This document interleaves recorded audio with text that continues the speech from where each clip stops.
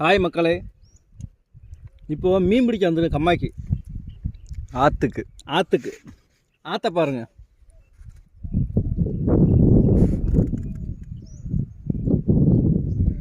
so இந்த ஆற்றாங்கரையில் இவ்வளோ இயற்கையோட வாழைக்காய் பொரியல், அது வெண்டிக்காய் இது பாவக்காய் முடிஞ்சே பாவக்காய் பொரியல், ரசம், ரேஸ் அரிசி சாப்பாடு